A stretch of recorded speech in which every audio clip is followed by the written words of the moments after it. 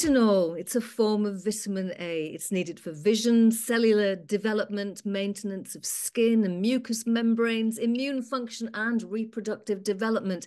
It's become an integral part of the beauty industry and can be bought over the counter or in pharmacies. To talk to us about retinol in the skincare industry, I'm delighted to be joined by Natural Skincare co-founder Ian Merry. So Ian, retinol, what's it good for? I've mentioned just a little bit about what it's useful for, but so within your experience, what is retinol good for?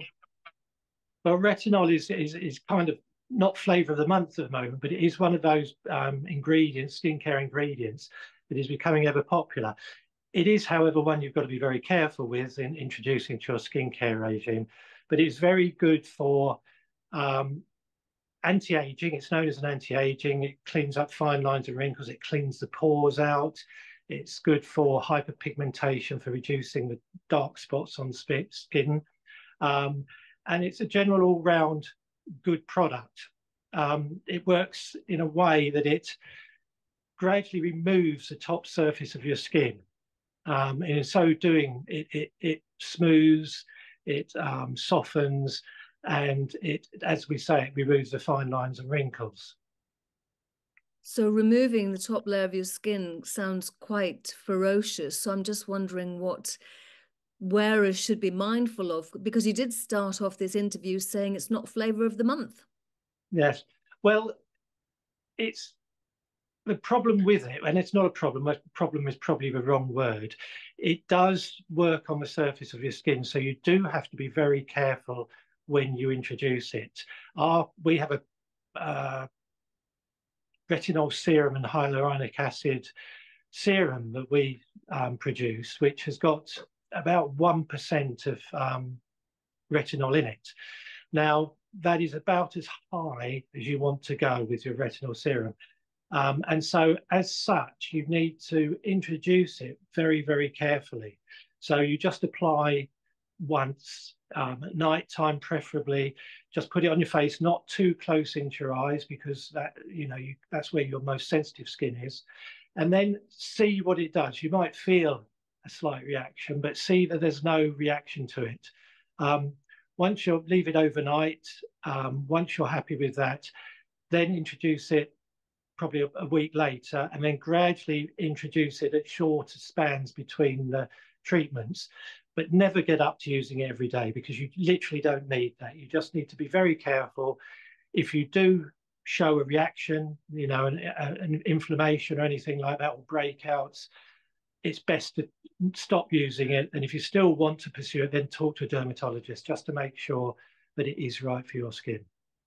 Have you encountered many people who do put it on a daily basis? Are there any brands that shall remain nameless that encourage people to put it on daily? There are, and it's not really the way to go about that. Those brands probably only contain a smaller percentage retinol. They might be 0.25% or 0.5%, but it really isn't a product you should be using every day. I get people talk to me, and we're selling it to people, and I'm very careful about explaining how to use it, what to avoid, and not to use it too often. But I do find people who say they apply it every day quite heavily. So obviously their skin is conditioned to that, they've got used to it, but I still wouldn't think it's a good thing to do. Particularly people with acne and problems like that, they like to put it on because it does have an effect on acne too. Because I was going to ask, what are the benefits apart from skin softening and smoothing? So you talked about acne there. Could it be useful for other conditions, the more extreme skin conditions such as rosacea? I wouldn't. No, I wouldn't use it for rosacea. I think rosacea is a different thing to approach totally differently, but it is definitely good for acne. That there's proven science out there that says that for certain people it does work for acne. Any kind of skin condition where you've got dry skin or something sitting on the surface, it will help, because it will strip that surface away and will give some resolution to that situation. But you do have to, alone it won't work perfectly. You do need to apply a good quality moisturizer after that, Like I said, preferably use it as at night, so it has the night to work on it. And then the next day, make sure you've got a moisturizer with SPF protection in it, or you're adding some SPF protection, because the retinol does make you more sensitive to the sun's rays, to UV rays.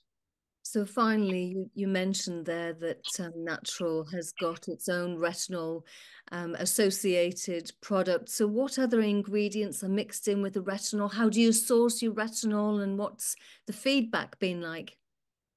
Okay, so this is our retinol product. It's a serum. It's not purely retinol, obviously. It's in a kind of very light gel, but we've added to that hyaluronic acid.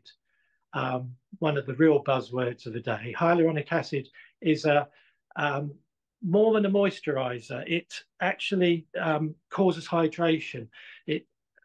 1 gram of hyaluronic acid can absorb 1,000 times that much of water.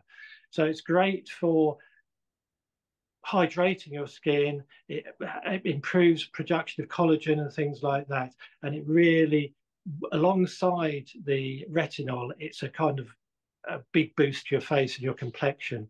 There are a few other things in there that we're not going into detail of, because we don't want to give away a few secrets. But the whole thing is designed to work on your skin, moisturize it, smooth it, condition it, protect it, strip away all the old dead skin and cells, and then give you a totally fresh complexion. So Ian, do you think that retinol still has a place in the skincare world and soon will become flavor of the month again? It does. It definitely does. But I think it's just a matter of education. I think people need to understand how to use it. For certain people, it will be great. You know, no doubt it does the right things for the right people. But I wouldn't say it's for everybody. So it's trying it out, reading everything you can about it, taking advice, and then going from there. It won't be right for everybody, but it will be brilliant for certain people. Ian, many thanks for joining us. Thank you. Thank you.